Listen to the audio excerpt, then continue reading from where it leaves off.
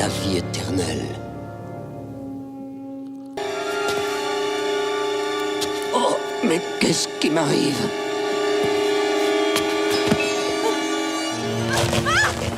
Qu'est-ce qui m'arrive? Des chercheurs ont réussi à inverser littéralement le vieillissement chez des souris. Oui, inverser le vieillissement, c'est vraiment fou. Et vous allez voir cette nouvelle découverte incroyable aujourd'hui. Mais juste avant de voir cela, très rapidement, voici ce que nous découvrirons également. D'abord, je vous présenterai la prouesse d'un chirurgien qui a opéré son patient à 9000 km de distance avec une manette PlayStation. Et c'est pas un film, c'est vraiment réel, vous verrez. Ensuite, après avoir vu la découverte sur le vieillissement, on partira dans des zones de catastrophes naturelles où des robots volants autonomes pourraient bien sauver la vie et de nombreuses vies en fouillant les décombres à la place des humains. Et enfin, nous verrons Elon Musk qui annonce enfin un plan net et précis pour l'envoi de son Starship sur Mars d'ici 2026.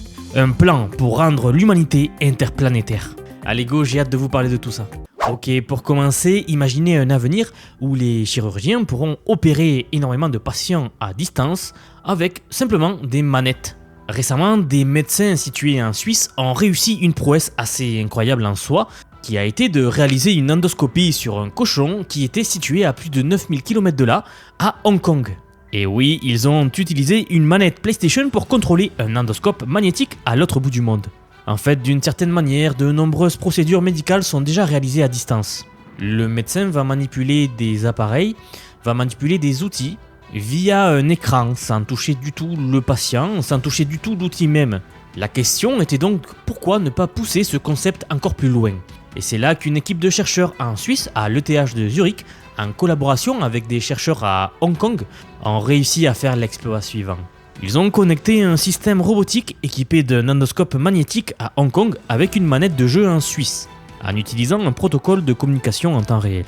Le chirurgien suisse a pu voir le flux vidéo en direct et contrôler l'endoscope comme s'il était sur place. La manette PlayStation, cet outil si familier ou en tout cas qui a pu l'être peut-être pendant notre jeunesse et que nous connaissons beaucoup, est devenu un instrument médical de pointe, il faut croire. Grâce aux aimants intégrés à l'endoscope, le chirurgien a pu le manœuvrer avec une précision assez remarquable, allant jusqu'à le plier en forme de U ou effectuer une biopsie de la paroi de l'estomac du cochon. Et le plus impressionnant dans tout cela, c'est que malgré la distance énorme qui séparait le chirurgien du patient, tout a été réalisé avec une latence, un temps de latence, qui est donc ce décalage temporel entre le moment où le médecin fait une action et que l'instrument réagit. Et bien ce temps de latence-là était inférieur à 300 millisecondes.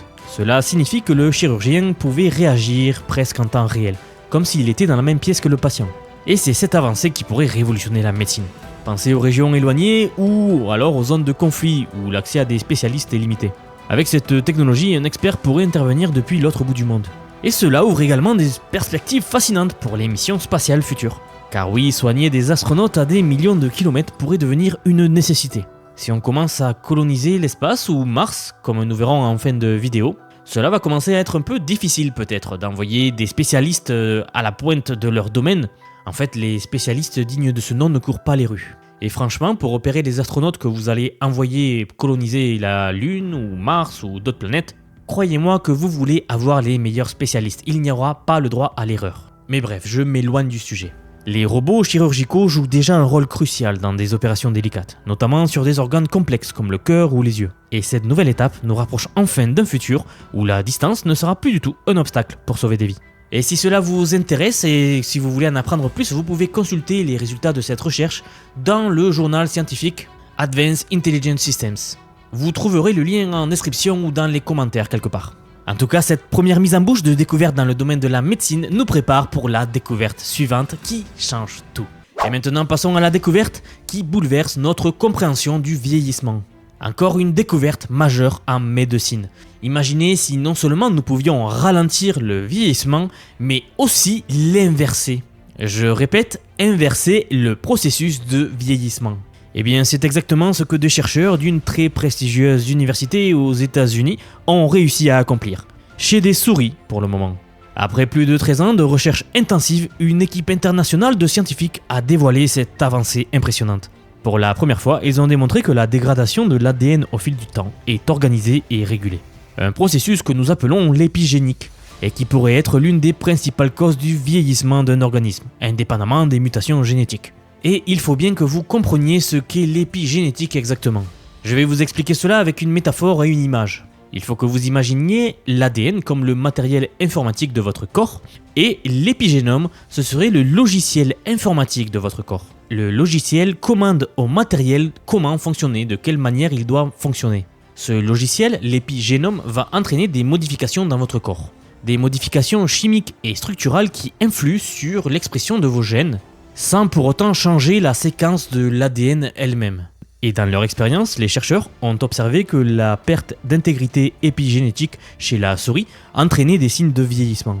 Plus impressionnant encore, ils ont réussi à restaurer l'organisation de l'épigénome, inversant ainsi le processus et ramenant les souris à un état plus jeune. Et si l'image n'était pas encore très claire, en gros cela veut dire qu'ils ont rajeuni des souris, ils leur ont redonné leur état de jeunesse. Vous prenez une souris âgée de 5 ans et vous lui donnez 1 an. Le professeur David Sinclair, généticien à l'université et auteur principal de l'étude, a déclaré que c'est la première fois que l'on démontre que les changements épigénétiques sont un facteur clé, voire le facteur clé du vieillissement chez les mammifères. Cela remet donc en question l'idée longtemps répandue que le vieillissement était principalement dû aux mutations de l'ADN. Pour ceux qui connaissaient un petit peu, le vieillissement était expliqué par le fait que lors de la réplication de l'ADN, lorsque l'ADN se divisait, et l'ADN subissait donc de nombreuses pertes au fil du temps, ce que l'on appelait vieillissement. Et donc oui, c'est ce modèle-là du vieillissement qui est remis en cause. Au lieu de cela, ce seraient donc les altérations chimiques et structurales de l'épigénome qui déclenchent ou accélèrent le processus de vieillissement. Et bien sûr, manipuler les molécules qui contrôlent l'épigénome est beaucoup plus faisable que de tenter de corriger des mutations génétiques. En gros, dans le domaine de l'étude du ralentissement du vieillissement, cela marquerait un grand pas, car l'approche proposée ici est beaucoup plus simple que ce que nous pensions devoir faire aujourd'hui.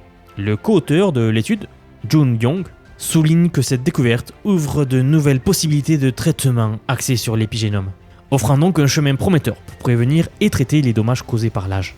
Alors qu'est-ce que cela signifie pour nous, êtres humains ?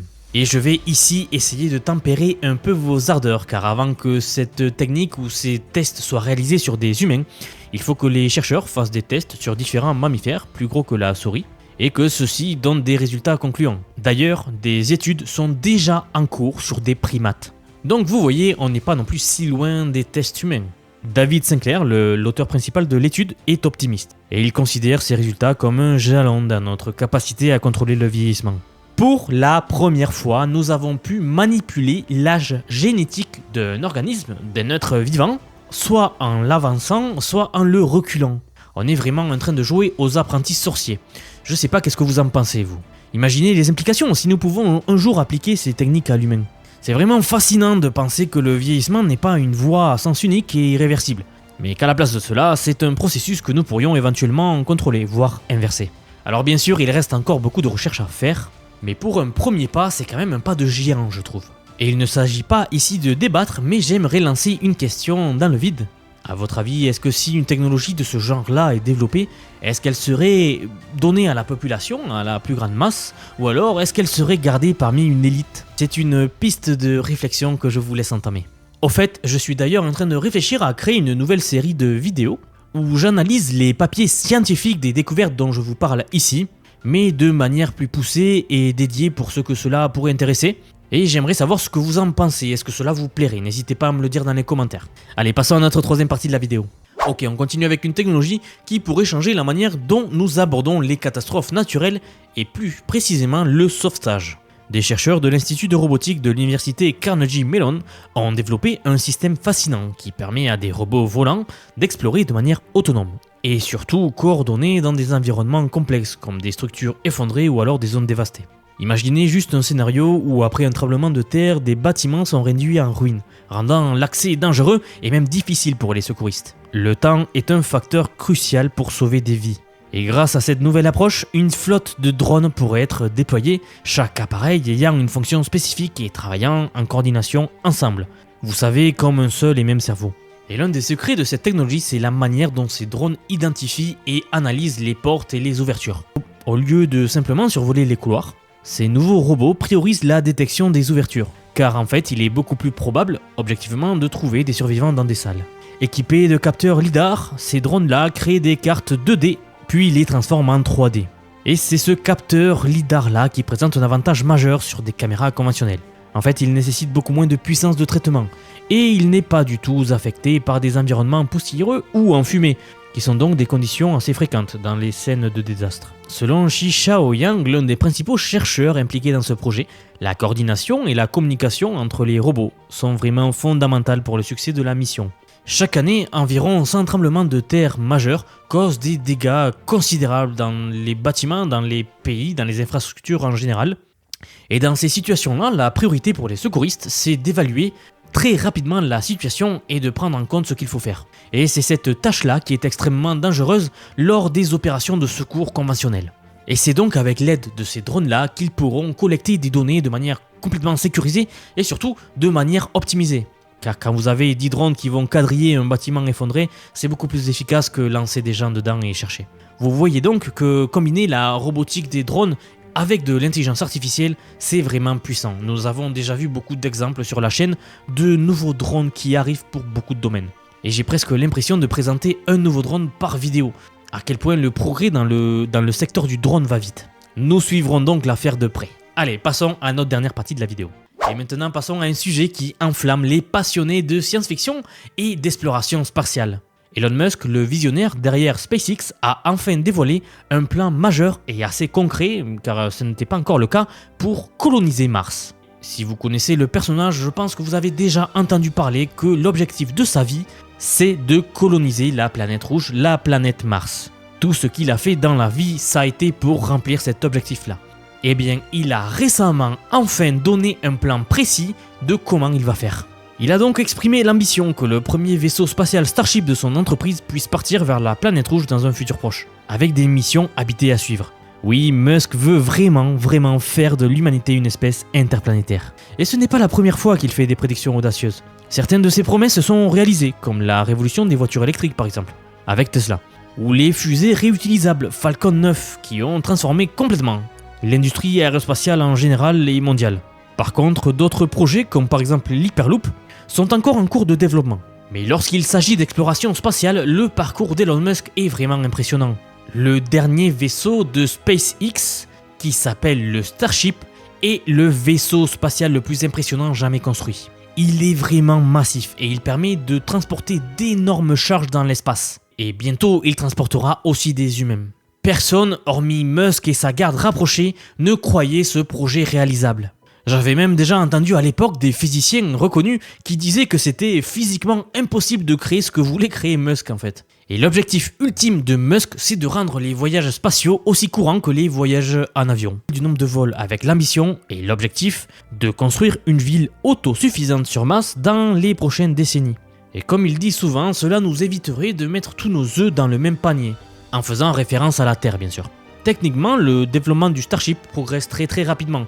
Les délais sont souvent respectés et les tests sont très prometteurs. C'est pour cela que Musk vient d'annoncer son planning. Il veut envoyer 4 Starships sur Mars d'ici. Il reste donc à voir si le Starship décollera vraiment sur Mars avec ce délai ambitieux annoncé par Elon Musk. Mais si ce n'est pas le cas et si c'est décalé de 1, 2 ou 3 ans, une chose reste quand même certaine. C'est que nous vivons à une époque où l'essor et le transport spatial deviennent une réalité. Nous sommes, vous et moi, les premiers êtres humains à assister à la naissance de notre nouvelle civilisation interplanétaire et à la naissance des voyages spatiaux, comme nous le regardions dans nos films de science-fiction préférés lorsque nous étions plus jeunes. Eh bien, ce ne sont plus des films, c'est la réalité. D'ailleurs, si vous êtes surpris par le futur qui nous attend, j'ai une vidéo qui vous surprendra encore plus.